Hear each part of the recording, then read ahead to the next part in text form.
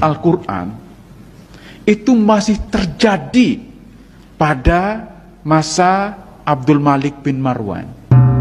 Jangan salah, kitab yang ada, Al-Quran yang ada di depan kita itu diproduksi tahun 1924 di Kairo. Jadi Al-Quran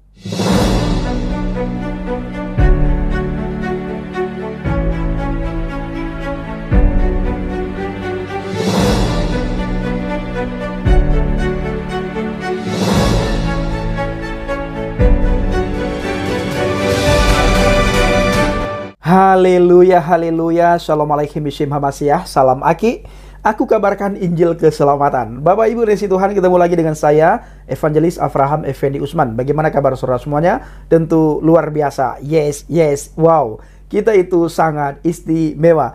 Nah, saudaraku para pencinta channel Injil Baget, kita melihat di media sosial hari-hari ini antara umis ya dan para mukalab mereka saling serang satu sama lain Bapak Ibu mengenai turunnya Al-Quran itu kapan. Ya, ada yang berkata bahwa Al-Quran tidak pernah berubah. Dari dulu, sekarang, sampai selama-lamanya Al-Quran tidak pernah berubah. Padahal Bapak Ibu, sebagaimana yang kita ketahui, yang tidak pernah berubah itu adalah Adonai Yeshua HaMashiach. Yeshua HaMashiach tidak pernah berubah dahulu, sekarang, sampai selama-lamanya. Karena dia kekal.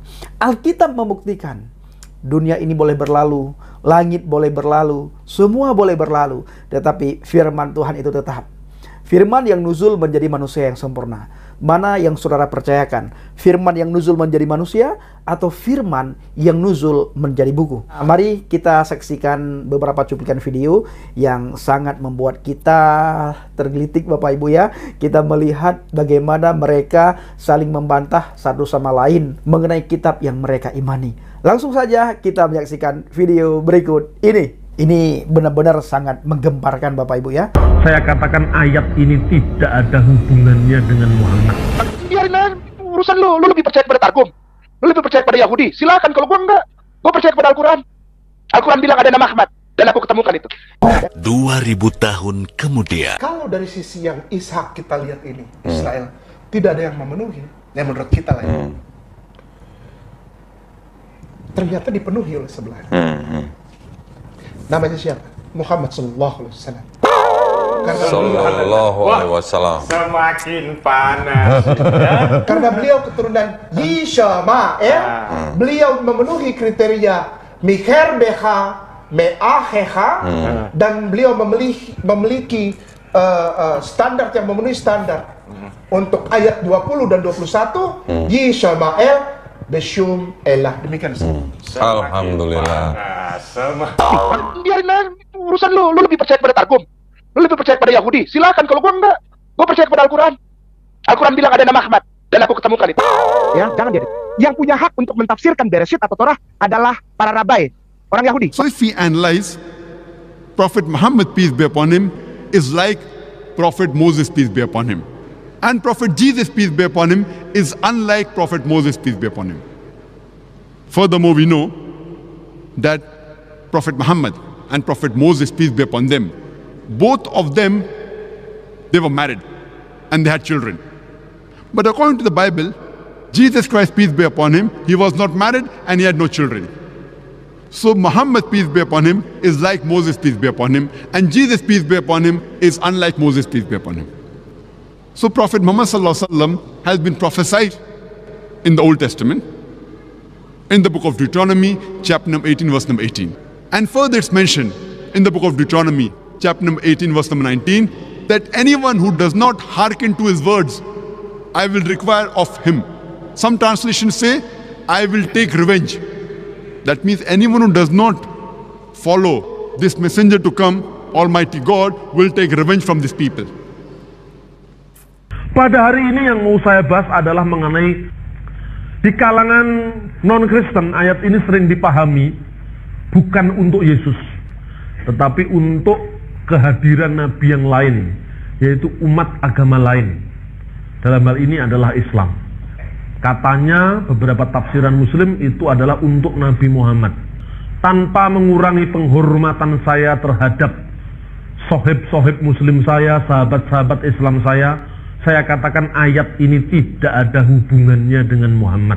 Jadi kalau di mana-mana Bambang Nursena berbicara tentang original text of the Holy Bible, kita bukan untuk pinter-pinteran, tapi sambil menunjukkan kepada rekan-rekan kita bahwa original text of the Holy Bible itu masih eksis sampai hari ini.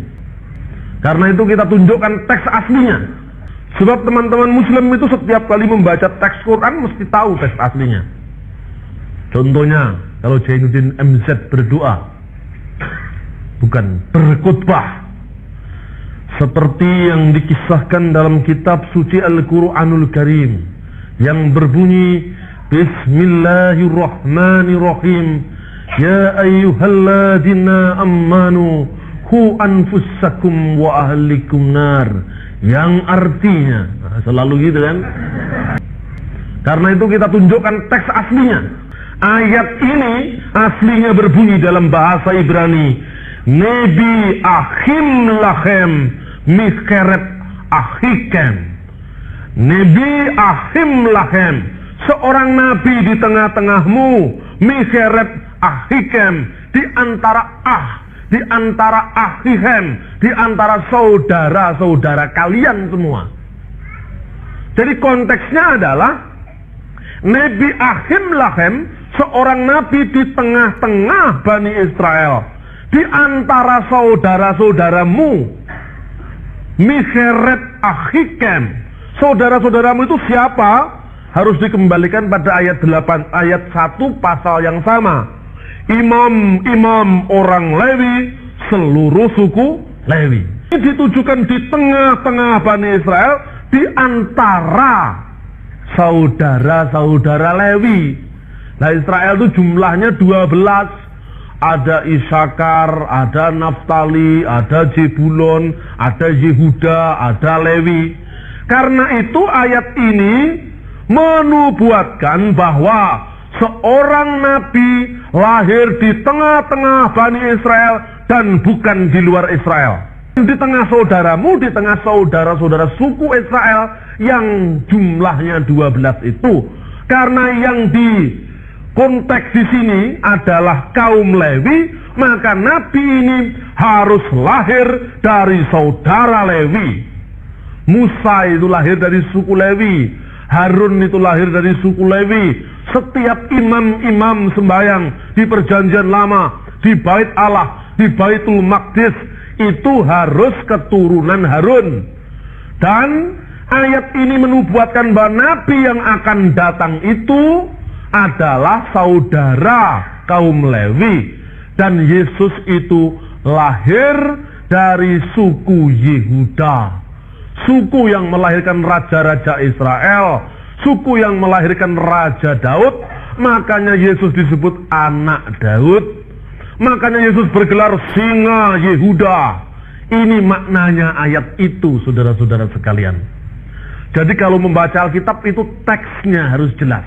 Dia yang menulis itu ngomong, bukan aku murid Yesus. Aku menulis, aku menyelidiki. Karena aku orang Latin, European, orang Yunani, orang Greek, aku orang Tada. Yeah. Dan aku menuliskan itu informasi dari orang-orang yang bilang itu saksi mata. Namamu siapa? Namaku Luke. Artinya apa? Illuminati. Artinya apa? Lucifer. Dia ngomong, bukan nama dia yang ngomong. 2000 tahun kemudian. Orang Yahudi, biarin aja, urusan lu lebih percaya pada Targum. Lu lebih percaya pada Yahudi. Silakan, kalau gua enggak. Gua percaya pada Al-Quran. Al-Quran bilang ada nama Ahmad. Dan aku ketemukan itu. 2000 tahun kemudian. Orang Yunani, saya orang bule, menggantungkan hidupku kepada satu nama itu. Apa? Yod-He-Vav-He. Sebagai Adonaiku, Hashemku, Elohe. Sedangkan pengetahuan kita kan kalau Al-Quran kan sejak firman diturunkan, wahyu itu turunkan kepada baginda Rasulullah Muhammad Sallallahu Alaihi Wasallam. Belum pernah berubah satu titik pun belum.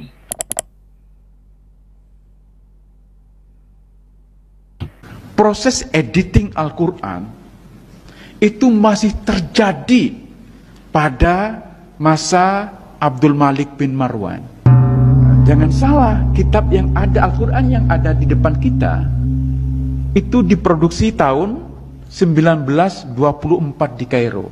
Jadi Al-Quran standar yang kita miliki itu produk tahun 1924. Kalau Anda baca kitab Ibnu Abi Daud Al-Sijistani yang berjudul Kitabul Masahif, ya, bahkan judulnya saja menarik, Kitabul Masahif. Artinya masahif itu jamak dari mushaf. Artinya lebih dari satu mushaf, ada banyak mushaf, ya.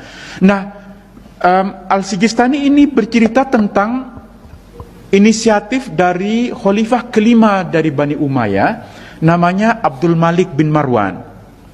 Jadi Abdul Malik bin Marwan, khalifah kelima dari Bani Umayyah, bersama gubernurnya di Irak bernama Hajjaj bin Yusuf, mereka berdua membentuk satu komite untuk mengedit Al-Quran. Coba bayangkan, proses editing Al-Quran itu masih terjadi pada masa Abdul Malik bin Marwan.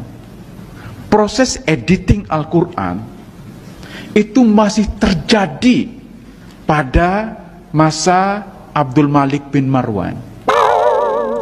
Dan di antara anggota komite yang dibentuk oleh Abdul Malik bin Marwan ini, mereka berjumlah 6 orang, itu terjadi perdebatan tentang bagaimana ini dibaca, apa yang perlu dimasukkan, apa yang tidak dimasukkan.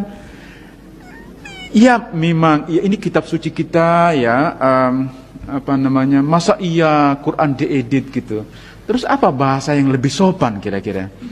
Mengedit Al-Quran itu kan berat sekali ya. Saya paham, Anda pasti susah menerima ini, ya, paham Tetapi gini lah, ulama-ulama awal itu masih berdebat tentang apa yang perlu dimasukkan, apa yang dihilangkan, apa yang salah, apa yang benar. Ya. Mereka dulu tuh terbiasa berdebat tentang ini. Kita yang hidup di abad 21 itu lebih picik pikiran kita. Kita lebih tertutup. Ya. Maka Al-Quran ini sekarang menjadi kitab yang tidak mungkin kita otak-atik. Jadi ketika saya pernah nulis di Jotan tentang rekonstruksi surah Al-Kafirun, itu heboh, mengotak-atik Al-Quran.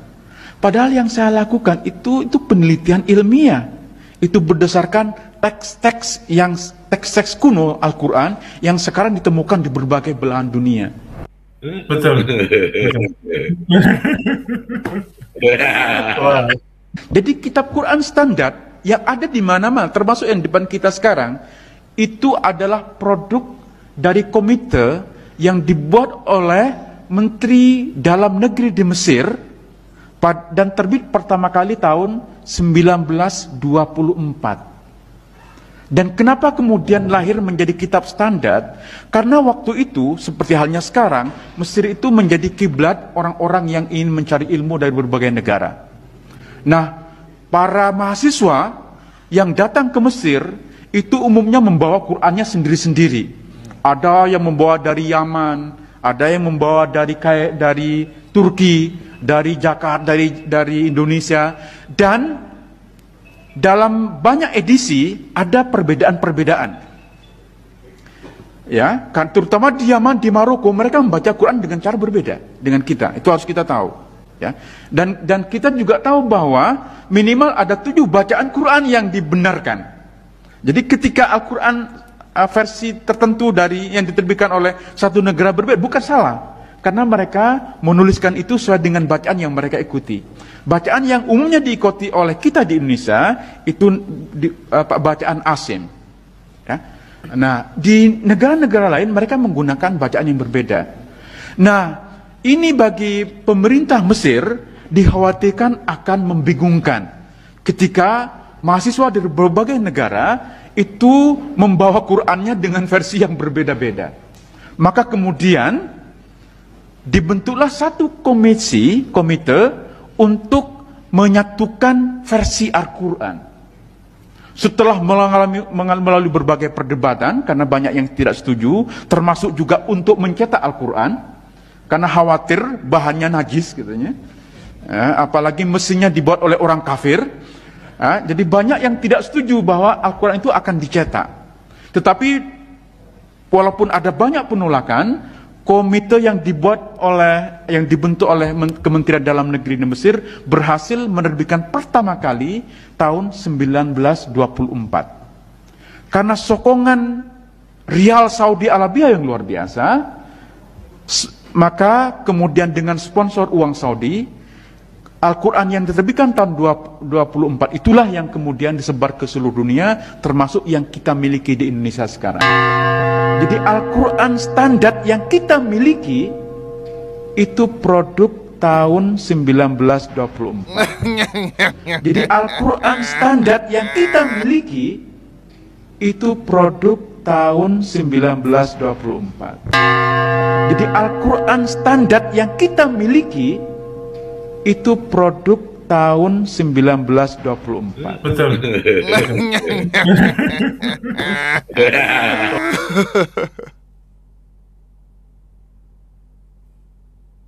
Sebenarnya wanita ini nggak dipoligami di dunia ini, di akhirat pun mereka akan dipoligami, ya kan? Nih ibu-ibu harus tahu nih, walaupun istri suami anda di dunia nggak mempoligami anti, di surga nanti, andai kata dia penduduk surga, dia akan poligami nanti. Ya, bahkan dalam beberapa riwayat disebutkan sebagai penduduk surga, istrinya dalam surga berapa? 70 orang dari bidadari selain istri. Masya Allah. Di dunia baru ngomong mau nikah aja udah lempar piring, udah terbang piring dari dapur. Ya. Di surga nanti suami anti punya bidadari 70 orang bidadari. Nah, kalau gitu Ustaz nggak mau lah masuk surga, di dunia poligami, di akhirat pun nggak masuk, di surga pun poligami. Ya, terserah, kalau nggak mau masuk surga berarti masuk neraka. Ya kan? Nah, saudaraku para pencinta channel Jilha Baget, bagaimana tanggapan Bapak Ibu setelah melihat cuplikan video tadi? Kalau kita melihat videonya Bapak Ibu, apalagi video yang akhir ya, di akhir video, teman-teman kita dari seberang sana, mereka pasti tidak terima dengan apa yang disampaikan oleh profesor tadi. Beliau menyampaikan dengan begitu hati-hati, takut sekali dengan hukum penistaan agama. Padahal beliau itu orang Islam loh saudara. Benar-benar beliau Islam sejak lahir. Tapi dalam menyampaikan data yang beliau dapatkan ketika menyampaikan penuh dengan hati-hati. Takut dengan orang banyak nantinya disandingkan dengan hukum penistaan agama. Atau dituduh dengan hukum kalau beliau menistakan agama. Dituduh penistaan agama saudaraku. Nah, sekali lagi yang tidak berubah itu adalah Adonai Yeshua HaMashiach. Tuhan Yesus tidak berubah, tidak berubah, tidak berubah. Tuhan Yesus tidak berubah, tak berubah selama-lamanya. Hei, hanya Tuhan Yesus yang tidak berubah. Terima kasih. Kiranya video singkat ini menjadi berkat bagi kita semuanya. Assalamualaikum warahmatullahi wabarakatuh. Salam Aki. Aku kabarkan Injil keselamatan. Bapak Yahweh Bishim Adonai Yeshua HaMashiach wa Ruach HaKudes memberkati kita semua. Haleluya. Amin. Salam Murtadin.